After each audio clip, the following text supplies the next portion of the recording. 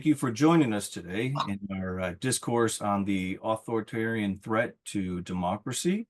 My name is Dustin Bird. I'm a professor of philosophy and religion at the University of Olivet.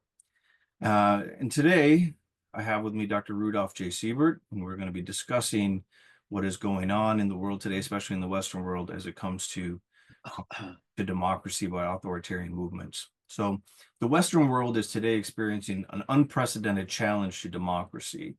In Germany, the right-wing populist party, Alternativ for Deutschland, has ascended to national prominence on the backs of an anti-immigrant, anti-NATO platform.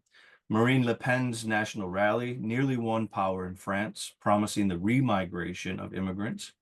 Viktor Orbán and his Fidesz party continues to steer the government of Hungary in an authoritarian, anti-Western direction. Giorgia Meloni, who started her career in a neo-fascist party, still holds far right-wing views, and she is now the Prime Minister of Italy. Austria recently elected a far-right chancellor, Herbert Kickl, who joins other far-right leaders such as Robert Fico in Slovakia and Andrej Babiš in the Czech Republic as the latest far-right politician to come to power. Lastly, November 2024 saw the election of the twice impeached and 4 times indicted Donald Trump, who, after being convicted of 34 counts of fraud in the state of New York for his hush money payments to the porn star Stormy Daniels, having been convicted as well as the sexual assault of Carroll, having been convicted of innumerable frauds charges regarding his over and under evaluations of his properties, has now returned to the White House, promising revenge against his political enemies and the reorientation of the U.S. government towards demagogic anocracy, anocracy being the combination of authoritarianism and democracy. With the most powerful Western countries being captured by their far right, the era of liberal democracy may be coming to an end, and the unipolar world, historically led by democratic America, may be transitioning to a unipolar world led by an anocratic America, challenged by the only other growing superpower, China. As we saw with the Weimar Republic, democracies can die, they can be murdered, especially when their inter-antagonisms grow too acute and when they fail to protect themselves from anti-democratic threats from within. Roughly 2,350 years ago, Plato, in his book, The Republic, taught that the democracies were fated to descend into tyrannies, for the masses desperately looked to demagogic leaders to save them from the catastrophes of their own making, only to find themselves being governed by the worst of the people, the tyrant. With millions in the West prepared to abandon the uncertainty and messiness of democracy for the certitude and purity of an authoritarian leader, the fate of Western democracies hang in the balance. Will we continue to exercise reason and govern ourselves, or will we fall for the false promises of our populist demagogues, only to find ourselves subjugated by the individuals we elect to power? These next decades will test our democratic resolve. Today we have with us Dr. Rudolf J. Siebert, Professor Emeritus of Religion and Society at Western Michigan University. Dr. Siebert is a critical theorist, originally from Frankfurt, Germany. He was born in the Weimar Republic, grew up in the Third Reich, and later helped re-democratize Germany before immigrating to the U.S. He taught at Western Michigan University for 54 years. He is the author of over 30 books, hundreds of articles and book chapters, and is the founder of 2 international courses, the Future of Religion Conference in Dubrovnik, Croatia, and Religion and Civil Society Conference in Yalta, Ukraine. Thank you for joining us, Dr. Siebert. You're welcome. So let's jump right into some historical analyses. Do you see any parallels between the transition in the Weimar Republic to the Third Reich? And do you see parallels in today's rapidly transitioning democratic states to anarchic states, the combination, like I said before, of democracy and authoritarianism? Well, I wonder if this really works with this combination of democracy and authoritarianism. I think it is rather a dialectical relationship, and I have used those recent years of my retirement to explore a little bit more about this dialectic of democracy and authoritarianism. So it is either, you have either democracy with authoritarian elements slowly coming up, or you have authoritarianism, which presents itself as democracy. So even Hitler and Goebbels were thought they were democratically voted into the office, and so it was. They first used it with violence, as Trump did, and then they used it legitimately, and they were legitimately voted in to their office, and so they thought that they were a democratic state as well. So when they saw the German troops withdrawing from Berlin, Goebbels and Hitler said, "You have voted us in. We were a democratic government." So that means the authoritarians may appear still as democratic and take it as a cover-up, but they are not democratic. So therefore, I think there is no combination possible of the two.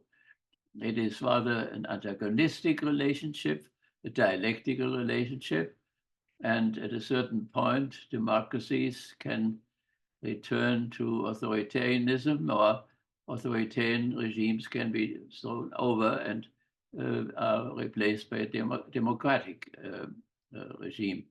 So therefore, I have concentrated in my studies in recent years on this dialectic of the democracy and authoritarianism. And of course, Plato noticed it already. He had experienced it on his own body, so to speak, when he was in Syracuse.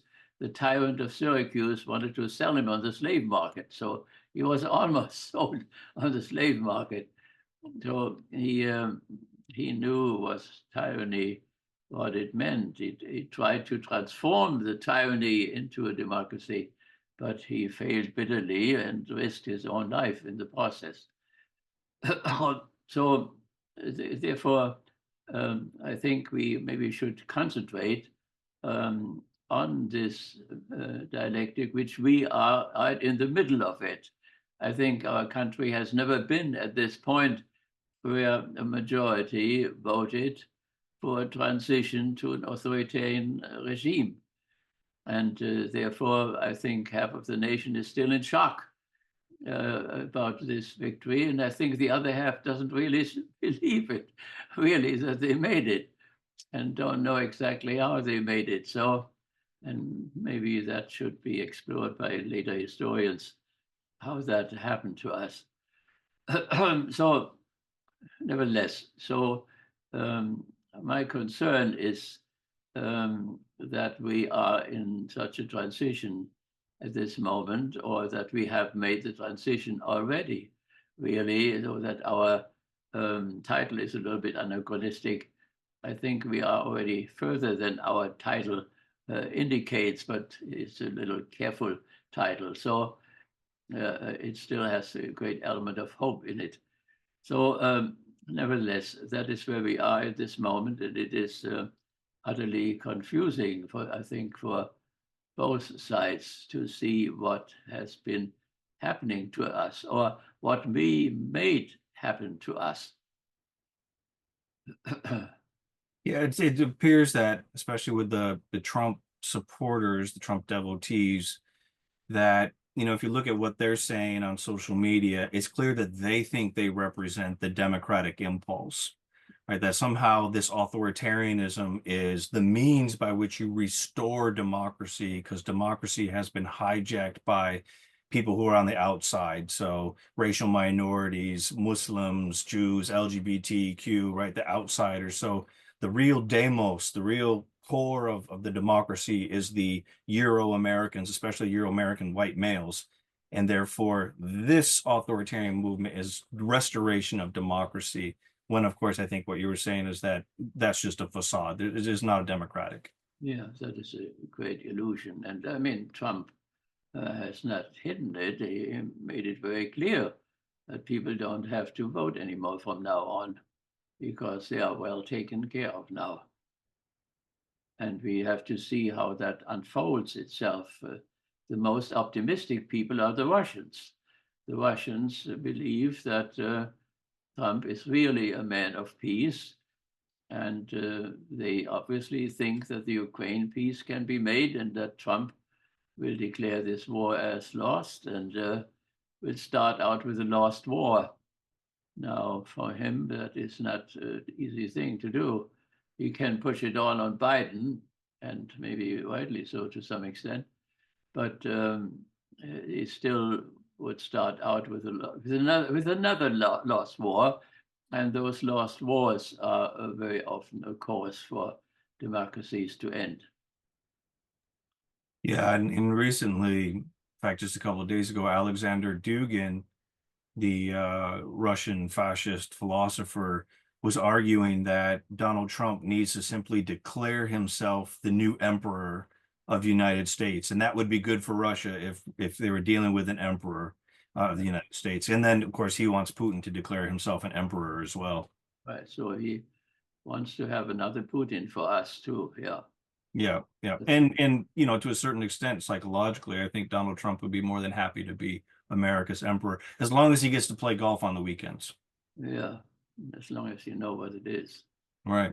And so bringing that in, what kind of role does populism and the populist leader have in this transition? Because when I look at it, I see the discontent in America as being pretty organic, but how it congealed into this MAGA movement, it seems to need to have that populist leader. Was that the same thing in the Third Reich as it compared to us today?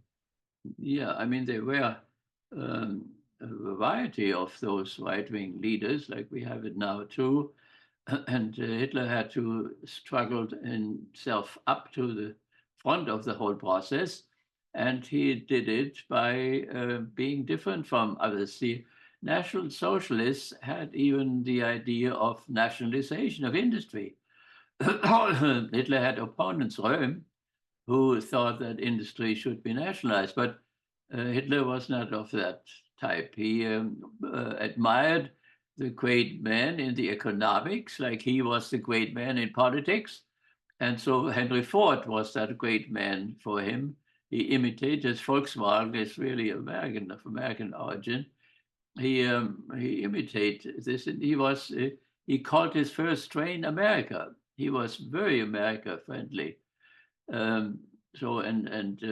When he finally declared war, then because he was bound by Japan and Italy, and so these three worked together, and when one got into war, the other one had to follow. So I think it was not really in his plan.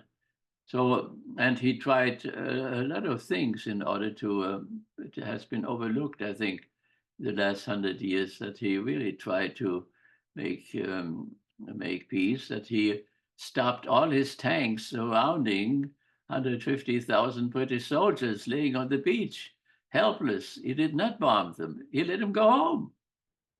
And people said, well, he let them go home, but they didn't explain exactly what he wanted. He let him go home because he hoped he could have peace with England, so that his back was free to fight against the real arch enemy. And the real arch enemy was the Soviet Union, was communism. Communism was the devil that has to be conquered, and that was his whole interest. The other thing in the West was a revenge, in a certain sense, revenge for what they had done in the Versailles Treaty. And but that was a minor action in a certain sense.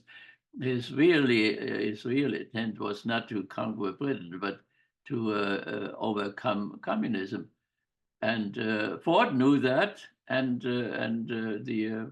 his followers here in the 30s, and they were not for the war. They were for neutrality, for American neutrality in Europe, and maybe even an alliance with Germany against this arch enemy for both, namely the Soviet Union and communism. So communism is the arch enemy, and everything was steered from there. And that included the colonization of Russia. Wonderful land there where one could send the farmer army, and he had planned it all out. One street to Petersburg, St. Petersburg, another street to Moscow, another one to Kiev.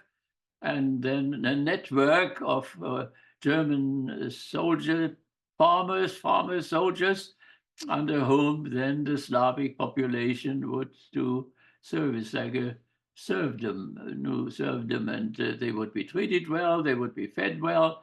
Each of them had to have 2 children so that there was enough labor force and so on. It was all planned out already. So that was the plan, not the West.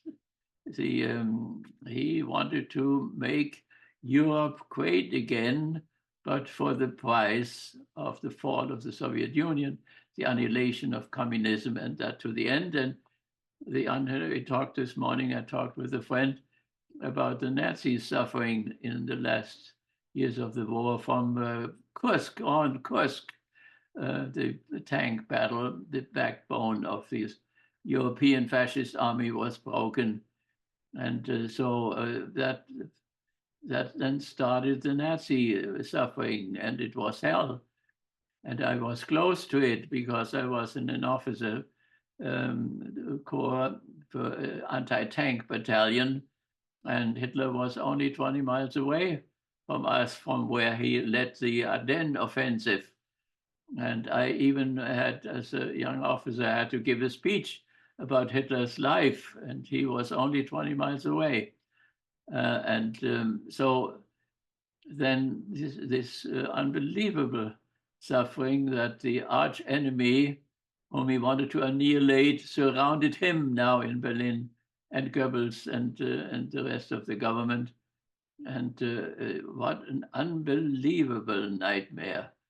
So I think we have to do something about, to read that history more adequately, and particularly those attempts to make peace with Great Britain and certainly with America, in order then to overcome the Soviet communism. And that is where now Elon Musk and so on, with his speech before the Nazi party in Germany, that they should not be ashamed of their past and so on, that undoes a rather tragic move, because we hired Nazis, Werner von Braun and his group, who got us to the moon. But not only that, but thousands of specialists from the SS who were specialists for economics, Soviet economics, politics, history, and so on. And they were very helpful in order to, as they thought, to rescue Europe from communism. So the Marshall Plan, all that was done in order to rescue capitalism. So, and this is now somehow unfolding in the new propaganda which we are exposed to. What Elon Musk there did in Germany produced an unbelievable uproar all throughout Germany, because it sounded as if he gave propaganda help to the Nazi party so shortly before the new election in February, so that he interfered even in the political process itself. So the Germans were very angry about it, but he told them the exact opposite of what they had been told since the Nuremberg trial. The denazification, of which I was a part, stopped very shortly after the Nuremberg trial, and suddenly everything was turned around in order to get the Germans on the side of the Allies. And the miracle, the economic miracle, all that hangs together with it. And so now the whole thing is lined up. It is now the European, all these people whom we mentioned, are these authoritarians, and then backed up by us. And the Ukraine is the result so much. And I don't want to destroy the hopes which my Russian friends in St. Petersburg have, that Trump will make peace in in the Ukraine, and let's hope so. He said he would do it on the first day. Well, we give him more than the first day. We give him as long as he wants to, as long as he can really do it. So let's see if he will keep his promise, or I see at the moment, no way, because the Russians are not willing to give up any of the new republics which have joined the Russian Federation. None of them will be given up by them. So I don't know what the deal will be, which Trump has in mind. If he thinks that they will give only part of that, he would be very mistaken. Yeah, I don't know if Trump's a peacemaker. He's a deal maker, but I mean, ideologically a deal maker. Everyone else does his deals for him. But the idea that he's going to make some kind of lasting peace in Russia and Ukraine is about as lasting of a peace as that you're going to get in Palestine. Because remember, in his last 4 years as president, Jared Kushner was to bring peace to the whole Middle East with the Abraham Accords, and now we're watching a genocide unfold. Yeah. So I don't see Trump being able to do that. He's dealing with historical forces that are well beyond his understanding, and antagonisms that are well beyond his understanding, and messianic thought, about the Russia being the catacon, and on and on and on, well beyond Donald Trump's black and white cartoon thinking.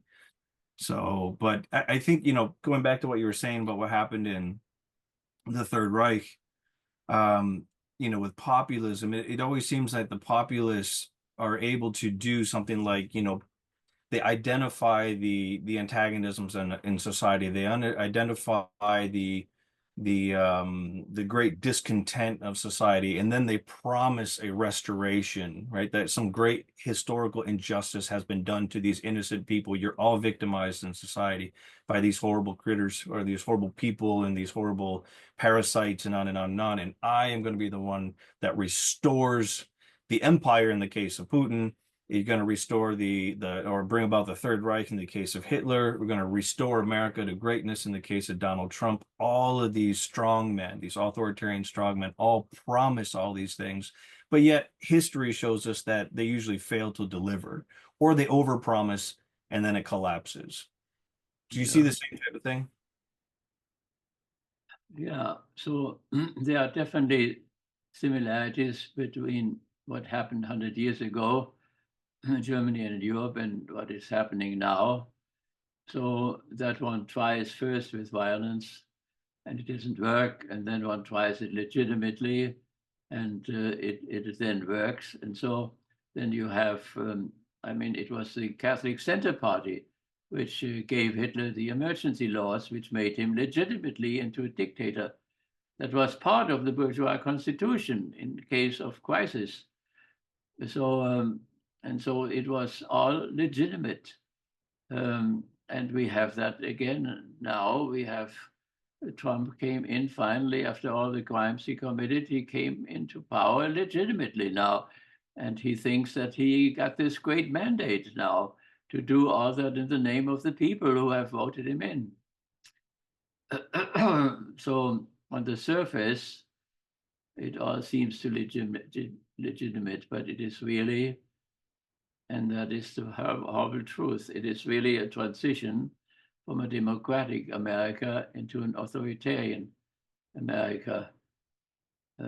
How far it will go, nobody can say at this moment. He could bring it about somehow miraculously. This peace, he wants to end the war in Israel, on the side of Israel, with the total annihilation of Hamas and whatever. And then he wants to use the coast for his wonderful hotels and wonderful places for vacations and so on along the Mediterranean. It is just which is the old Roman method of destroy everything and call it peace. Yeah.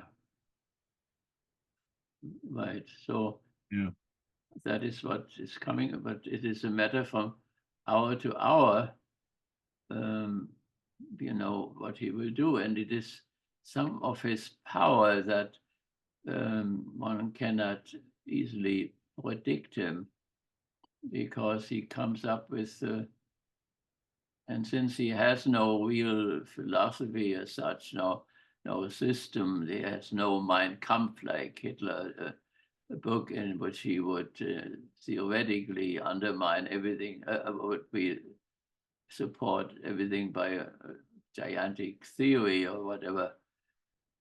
It is something which he has learned in New York in the business world, and came to this conclusion that the businessman is also a statesman, not knowing the qualitative difference between civil society and the state. All the people whom we put in are businessmen, and they may be as good or bad or whatever as businessmen, but that doesn't make them into statesmen yet, because the state is something very different from civil society. And I think they have no clue what the state is, and they will treat the state now as if it was a business. And they have started out already with businessmen treat the state as a business.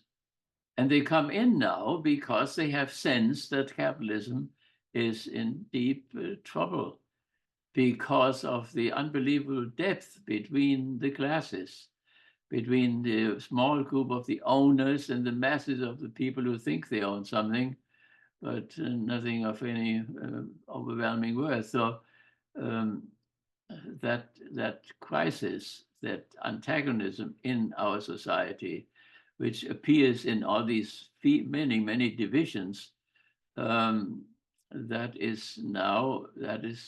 capitalism is endangered.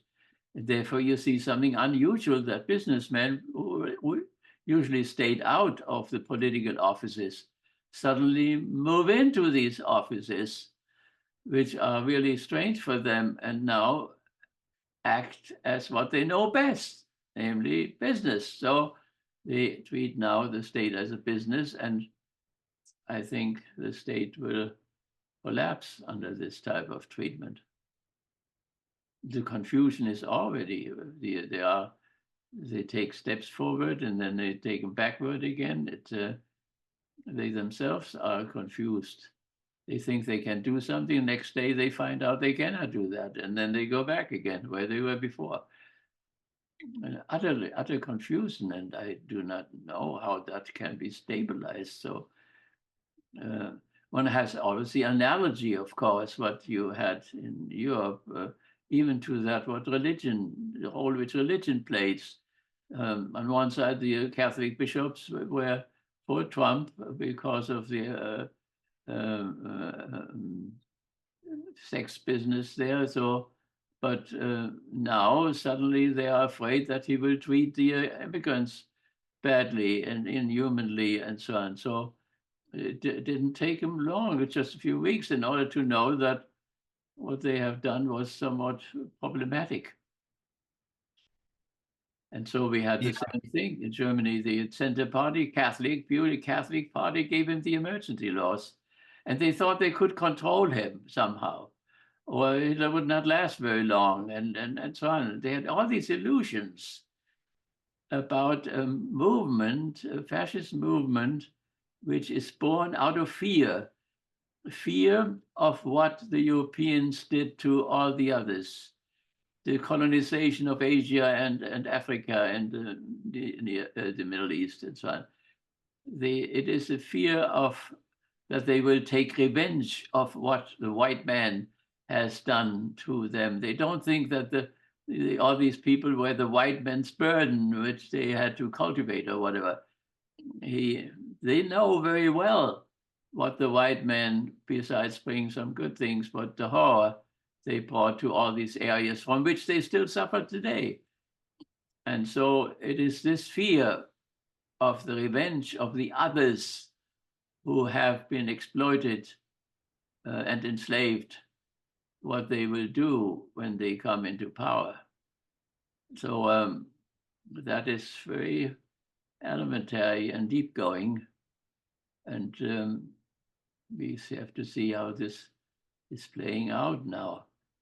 But the back and forth all the time, that they take a step forward and then take it back again, it doesn't make it clear where in God's name they will go now. Yeah, it's really interesting to see just how quickly corporations have already kissed the ring of Trump. You know, that they all had these DEI programs. You know, a lot of them were saying that this DEI, the diversity, equity, and inclusion programs were good for them. There are still some corporations that are going to do it, and they say because it is good for our bottom line, it's good for business. Whether or not the corporate leaders, the corporate foreman in of itself believes in diversity, equity, and inclusion, that's just, I mean, who knows? I would probably say that they don't, but if it's good for business, they'll do it. But clearly, some of them, like Jeff Bezos, like Zuckerberg, and obviously Elon, see to kiss the ring, to get rid of DEI, to be against, unionization and things like that. That is good for them under the conditions of Donald Trump because it puts them in his favor. But in many cases, it hurts the workers, and the very workers that voted for him are the ones that are going to have the negative ramifications. But the ideology is if you get rid of the unqualified workers who are, mysteriously or coincidentally always people of color or women, that is somehow good for, again, white men. So it's the reestablishment of the insiders back into the insiders and pushing the outsiders back to the margins. Yeah, it was the workers who felt left out by the Democratic Party. The Democratic Party was not a worker party. It was a low middle class party. And so they felt left alone by the Democratic Party, and they left the Democratic Party and voted for the opposition. I think that was a decisive factor, and many of these people were also religiously bound. They belonged to the evangelicals or to the conservative Catholics and so on. So it also had this religious element in it. And so an answer now, in order to be positive, it would be good if the Democratic Party would turn into a Labour Party, which everybody else has. We are the only country which has no Labour Party. And that as a Labour Party, it could really take care of the interests of the majority of this country, which are really the workers. So, recently I heard I gave some contribution to the Democratic Party, and I heard that there was only 1% who made contributions. People are shocked, people are disappointed, people don't know what resistance there could be made, and we have to expect that more and more people will kiss the ring, and that somehow already the state apparatus was strangely undermined by those people for quite some time. Otherwise, there would be more resistance. And we can be grateful for all the resistance which has been there, and people who resigned and don't want to be part of it anymore. But it seems that at the moment, there is no resistance strong enough to slow it down or to stop it. So we have to expect that we have moved beyond the Rubicon. Yeah. And when corporate media, especially the legacy corporate media, has already capitulated. I mean, I think of Joe Scarborough and Mika Brzezinski on MSNBC every morning for the last years talking about the danger of Donald Trump. And in many cases, Joe was very clear that he believed Donald Trump was a fascist, that the MAGA movement was a fascist movement. It's a threat to our democracy. It's a threat to us as a people, on and on and on. But as soon as Trump wins, the corporate pressure comes down and says, to these two, you have to go to Mar-a-Lago and kiss the ring to protect our profits. Yeah. And so, I mean, journalism is supposed to serve the people and deliver to us accurate information or even reasonable interpretations of things so we can, mull this over in the public sphere. But here, what's obviously the most important thing is the corporate form, the corporate profits, and that distorts the information. And so what we're left with is alternative media to look to. Some of it is quality, some of it is still abiding by journalistic norms and standards, but most of it now in the age of social media is just mental manure. and that when there's no media check on it, on the gaslighting that comes out of the White House, people are, I mean, let's be honest, psychologically, people are easily manipulated. I mean, Plato already thought that the masses were asses and they're easily manipulated by the demagogue. And we see it happening now, just as Dr. Goebbels. I mean, think about Dr. Goebbels would have loved to have the apparatus of Fox News and all the rest of the right-wing media. Yeah, right. So, but I think the Rubicon has been overstepped from democracy to authoritarianism. And whatever it will look like, we are in it at this moment. So, and we have to face this reality and be sober about it and see what under those circumstances can still be done. Or particularly that we also look what solution there could be. And one I have suggested for a long time is that at least one of the parties should be a Labour Party. Now it looks as if the Republicans had become the Labour Party. I mean, it's just upside down things. So, but to look rationally into the future, if that could happen, then there would be some hope for the future if that would remain a strong party. If the workers would make the Democratic Party into their party, it would never lose an election again, simply because of the majority of people are workers. And if they really vote for their own interests, they will vote for a Labour Party, which we never had, at least not a strong and powerful one.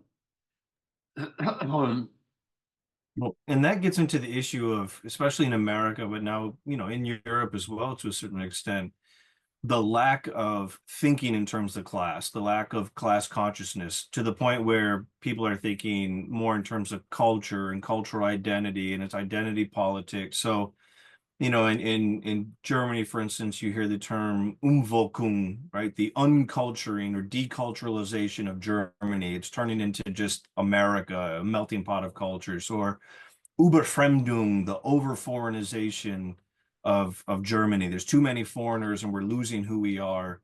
Or even the French phrase "le grand remplacement," right? The great replacement of Camus.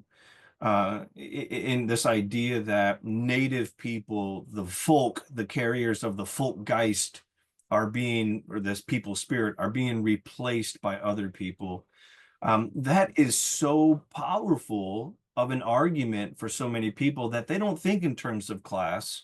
Working class people, white working class people have more in common, obviously, with Latino and Black and Asian working class people, but they don't see it horizontally, they see it vertically, and that was the same problem, of course, in the 1930s, right? And the same problem that brought fascism to power, because it was the Germans who were at threat, not just the German working people or working class people or the German government or the people in power, but it was all of Germans were under threat. And so as a people, as a folk, as an ethnos, we have to band together against those outsiders. And that works. And the class issue just doesn't resonate the same way.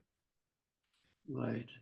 So I still remember the Turks had come into Germany, and no matter if they became citizen or whatever, the Turks were always the Turks. And I had some Turkish friends, and they said, we are here for so long now already, and they still treat us as foreigners.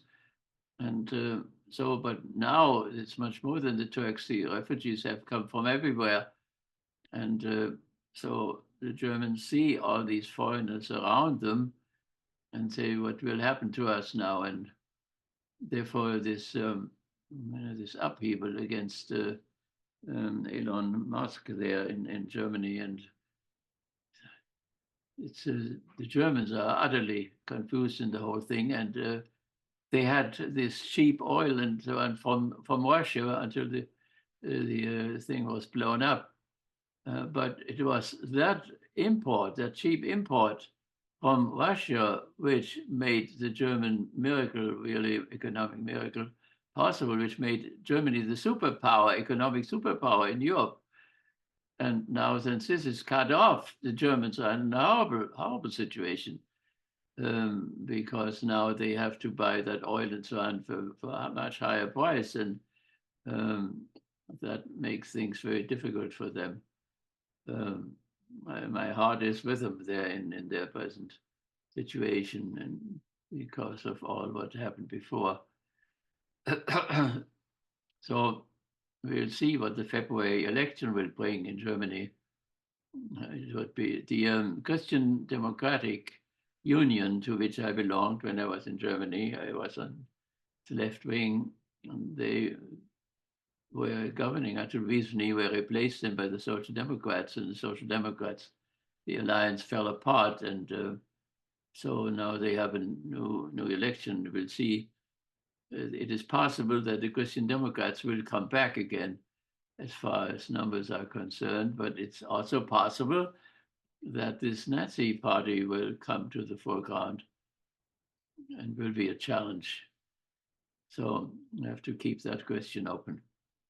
Yeah, when Elon zoomed in with Alternativ for Deutschland, the right-wing party, and he said they have to get over their guilt. It struck me as getting over your guilt almost as a dialectical phenomenon, because I've long argued that this inherited guilt, this intergenerational tyranny of Germans feeling guilty, personally guilty. And I've had one German scholar tell me just a couple of years ago, and was all of maybe 30 years old. She said, I am guilty for what happened back then. I mean, that to me is neurotic. So when I always argued that Germans need to, refrain from passing on the guilt as if it's, some kind of original sin or something, but that was to liberate them from the guilt that stops them from realizing that they're not the bad people anymore. If they do something in the world, they don't have to feel guilt about it. You can, not that take pride in Germany in the same kind of nationalistic way, but understand that Germany is not the worst place in the world. They do wonderful things, and beautiful things about Germany. But yes, study the Holocaust, study the horrors of the Third Reich to make sure it never happens again. Now, when Musk meant that, he wants to see Alternativ for Deutschland do what Americans are doing, and that is take the books about the Holocaust out of the library, take them out of the curriculum. Don't, like our people who don't want to study slavery and Jim Crow and all the horrors that happened here. That's what he wants to see in Germany, so they can become that again, right? So they become at least closer to that again. Whereas I think a lot of people on the other side of the spectrum were saying, get over the guilt so that you can become good again and stop, engaging in this ethnomasochism all the time. It's two very different goals for getting over the guilt. What do you think about that? Well, I think with that guilt, there is something peculiar about it. I think the payments which they made to Israel, and they were in the billions, they paid all this, but the question, if they really deep down in a religious sense repented these horrible crimes, is another question. I think deep down, all these payments were made in order to find the way back into the community of nations, but not in order to mitigate a horrible thing which had happened in Germany. That means as fascism was losing, then it became just, one cannot even say animal-like. It was even strange in animal terms. So what has happened? So the worst thing is that I think that there are broad areas in Germany of people who had not really repented what happened, but they just wanted to get back into normalcy and so on. And that's, of course, so when I was in Israel several times, there one told me that the German had come and had just given him a wonderful taxi, just as a present, and so on. And so the Germans did a lot of those things, but it did not really include their a deep repentance, I think.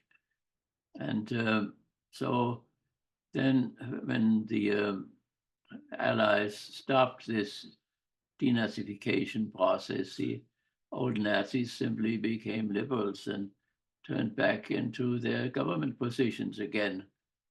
So that many of them were simply right-wing again in Germany. So that no real change took place. And now the cover can be dropped and they can say openly now what they always thought. And there comes this anti-Russian thing.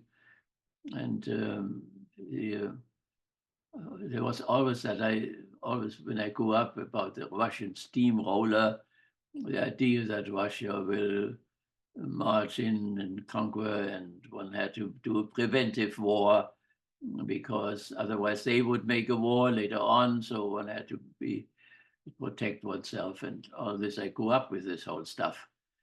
So, but I think the Europeans have to see that the Slavic world constitutes a world of its own. Without the Russians, Europe would not even have happened, because the Russians were the ones who protected Europe from the invasion of the Asians like Attica and the Attila, and the only two really broke through into France, but there were many more attacks from Asia and Europe, which the Russians prevented. So in a certain sense, the Russians can say, you would not be who you are if we had not put up a barrier there against Asia. So nevertheless, it is important that the autonomy of the Slavic world is recognized, and that the Slavic world cannot be colonized. It cannot be a colony of Russia, as the fascists had in mind, and that is respected, and that the Slavic nations at the western border have to decide. So Croatia decided for NATO, and Serbia decided for the Russian Federation. And there are great tensions between Serbs and Croats. There have always been, and now even more. So, of course, the Croats try to convert the Serbs, and a lot of people were killed in that process. I had no idea when I started in Yugoslavia, our course there, what I got into it and what had happened there, because it was just not made known in the West. So, so that is something which has to be respected. And the Russians, of course, whatever they do, there are strong forces there which think that Putin rescued them from the shame of the collapse of the Soviet system, and that somehow Putin is the man who liberated them and gave them back their honor or their dignity, and that is just a fact in the moment. What if it's true or not, that's another question. But so, and these people now are the ones who hope that Trump will make a difference, and that there will be a good relationship, and that the Ukraine war will be ended. And I don't want to destroy their hopes. As long as no problem destroying that hope. It won't happen. And Trump is not your person. Either is Putin. I don't think I mean, if the U.S. can regain some kind of sanity in the government, and Russia can end the empire paradigm that it's trying to go back to, that it's pushing for a multipolar world of empires again. I mean, that brought about World War I and World War II. Then I think, yeah, I mean, certainly peace can be brought into, into that fault between Europe and the Slavic world, because Ukraine is overwhelmingly wanting to attach itself to Europe. It's identifying itself as a European country and a Slavic origin, just like Poland. And Putin is saying, no, you belong to the Ruski Mir, the Russian world, and therefore, you have to be under the domination of Muscovy, of Moscow.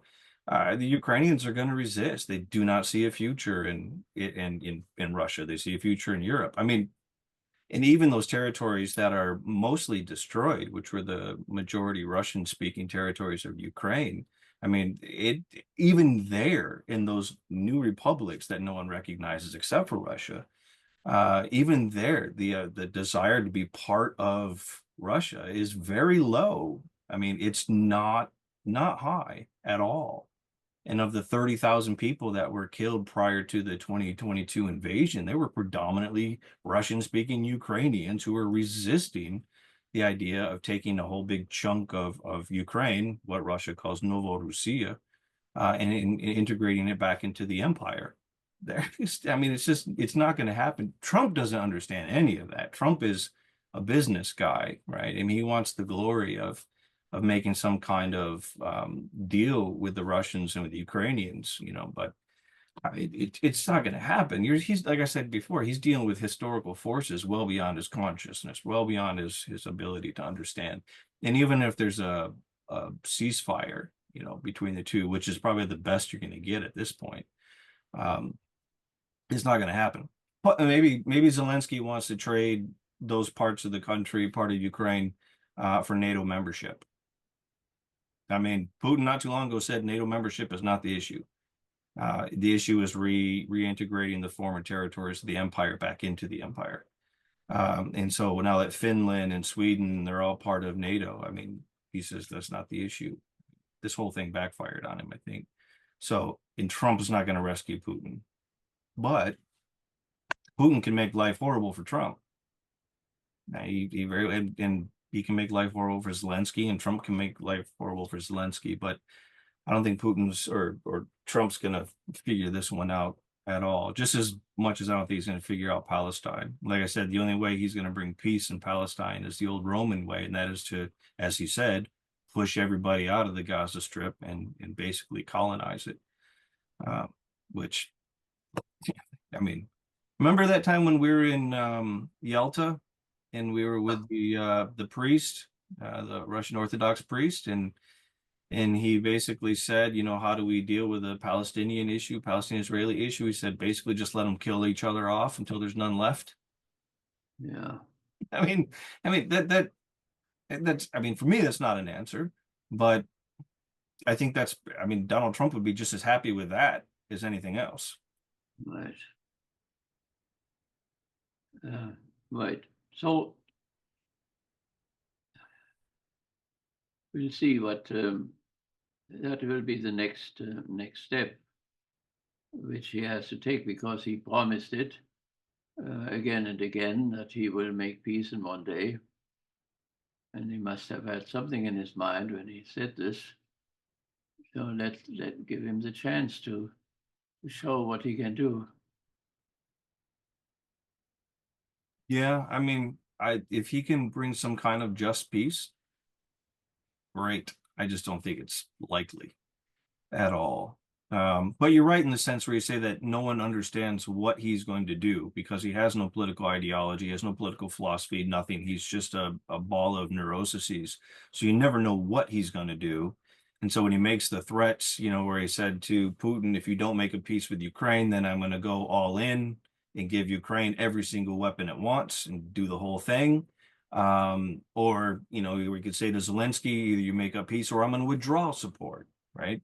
He could do either or. Now, the problem is he withdraws support and the EU picks up support and European countries pick up support, because from Europe's perspective, they're defending their eastern flank, the eastern flank of Europe from Putin, who's been very clear about wanting to reintegrate the empire. That means Estonia, Latvia, Lithuania, Ukraine.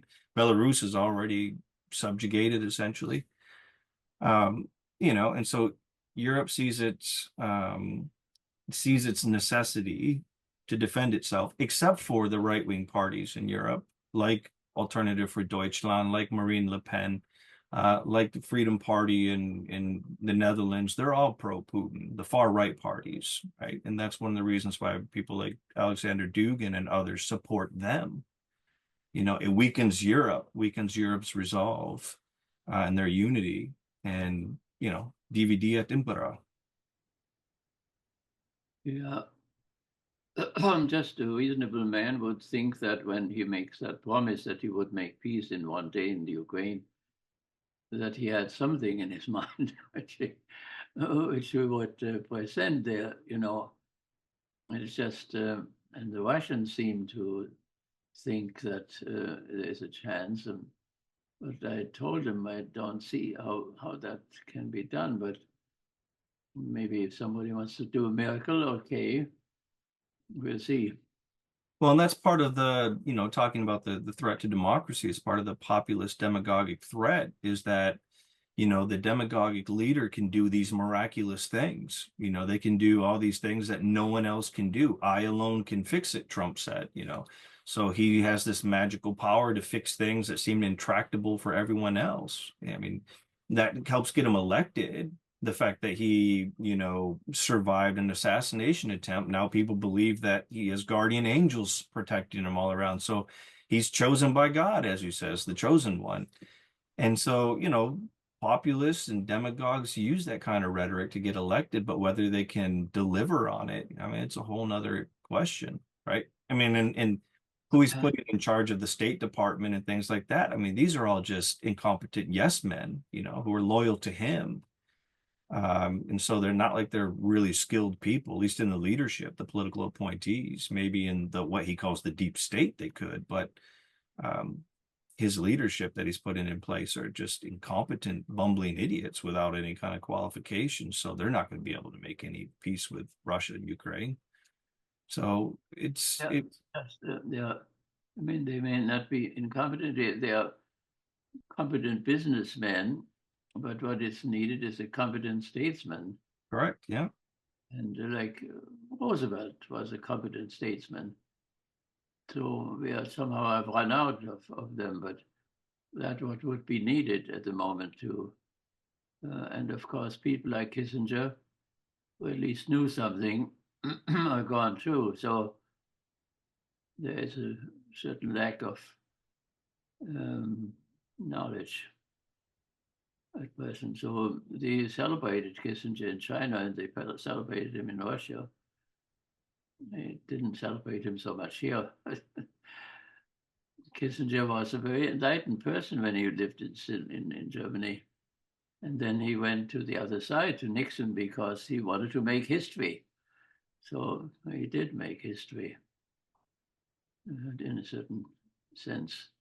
Yeah. One of the things that, you know, I've talked to some other scholars about was that when America is truly at its most powerful and it's being governed correctly, that's when it can really bring about things like peace agreements and stuff like that.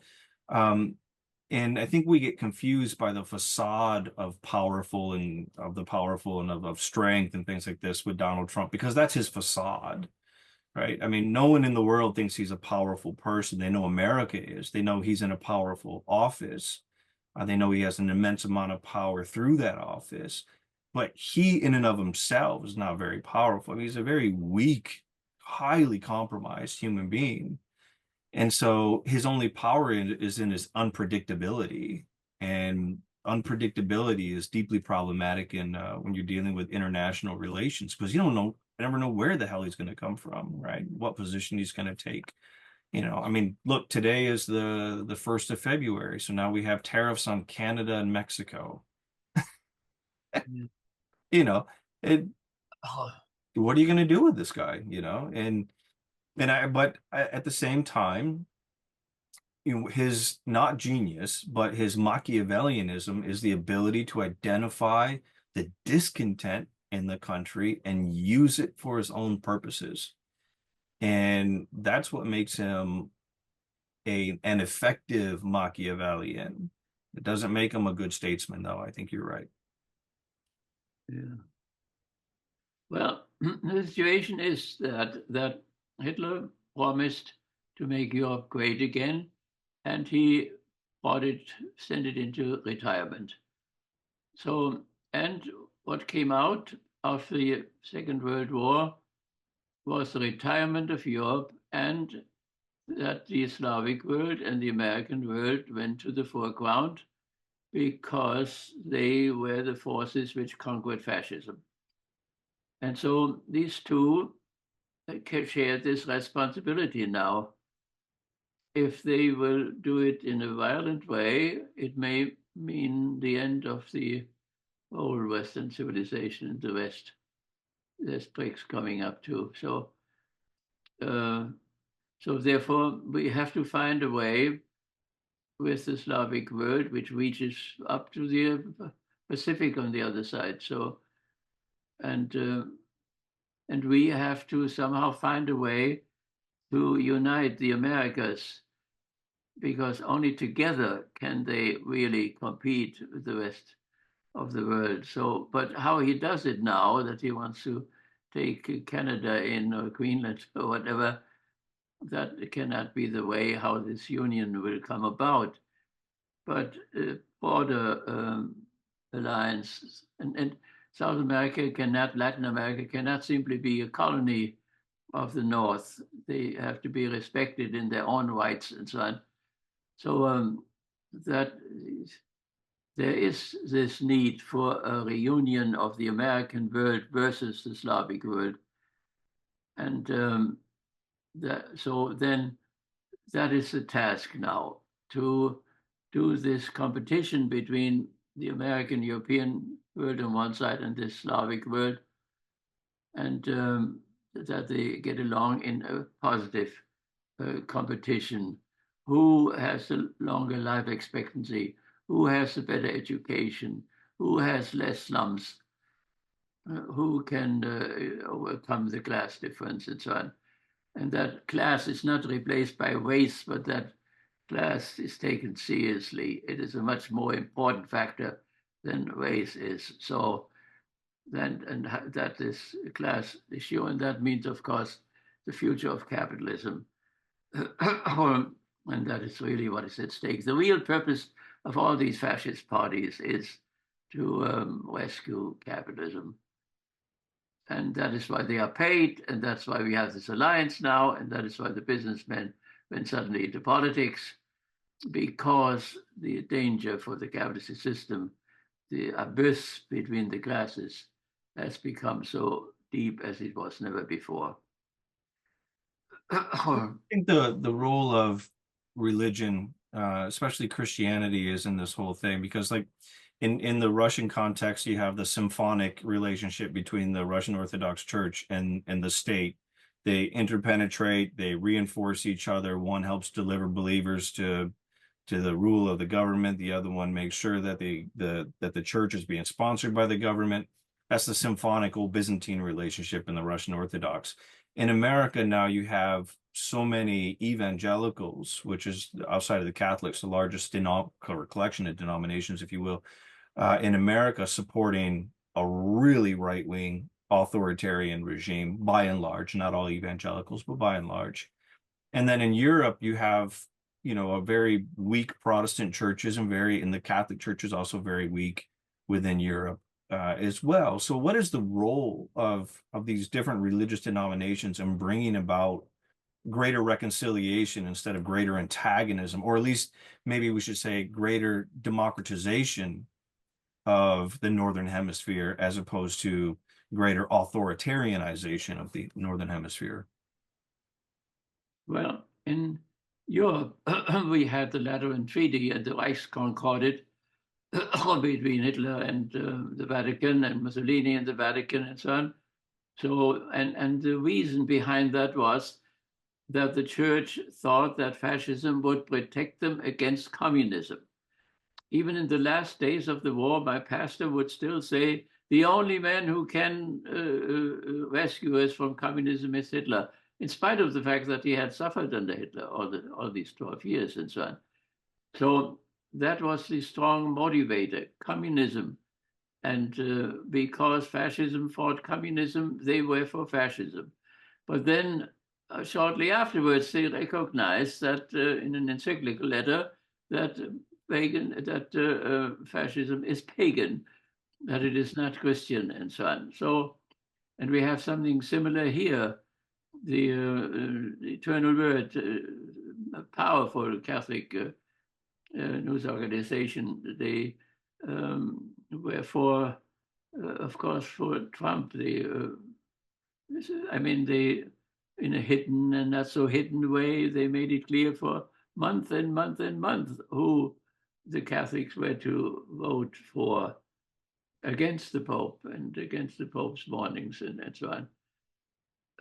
So now, of course, some of the bishops are worrying about the human treatment of all these immigrants who are flown into other countries and so on, which has started already, and rightly so. So they have been had a second time.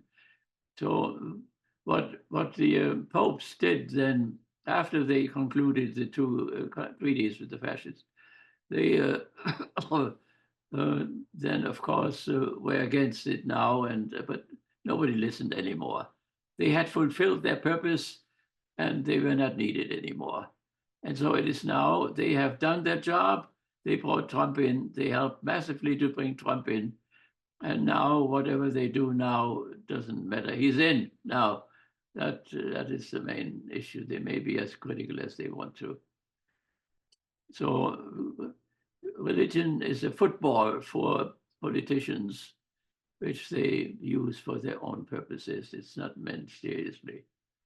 I don't know what kind of Christianity Trump has in mind, but he helped during his administration. He helped the Catholic schools in New York, and they were grateful for that. And there was a carryover to what happened recently. Yeah, So, it looks like he wants a Reichskirch, one that he'll sponsor in many ways, give them what they want, because he doesn't care, it doesn't affect him at all personally. Give them what they want so they can guarantee having the support for him politically.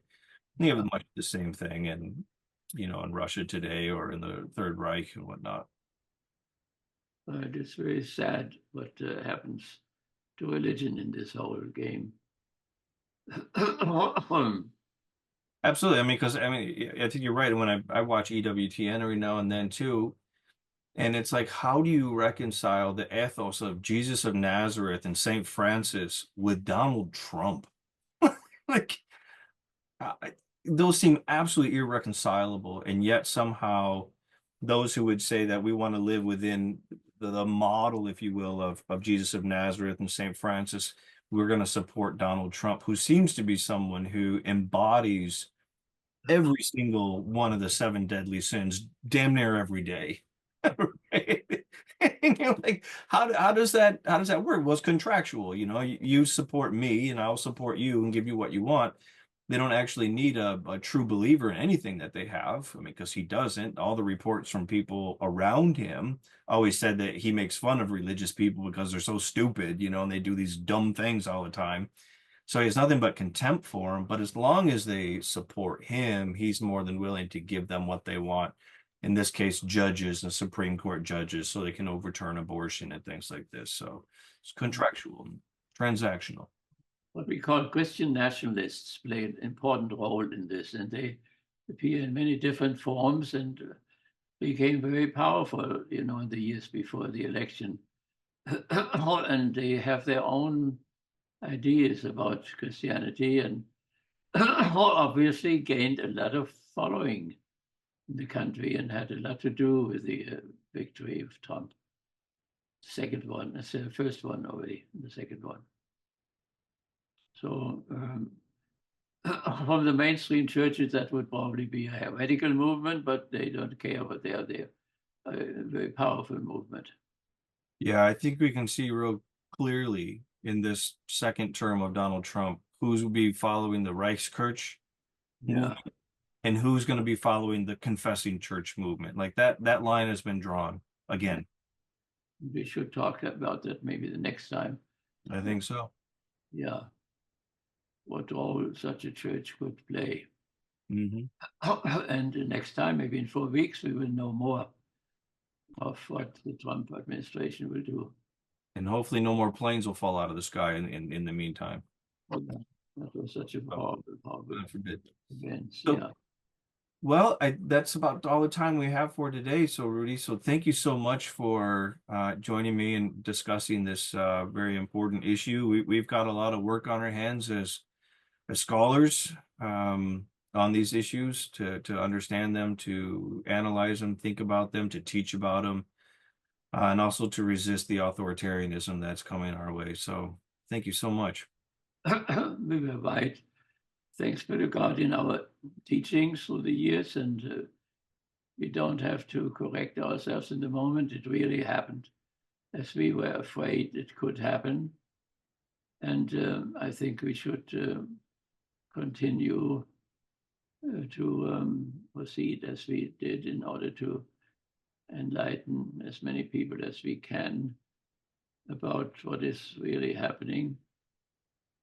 So, and I think that would be what we have to do in the next month and maybe years. All right. Well, let's keep working on this together, and we'll keep doing our videos here, and hopefully other people will benefit from it as much as they can. And so thank you for doing this for us. absolutely. Thank you for. Thank you. All right. Bye-bye, everybody. Bye.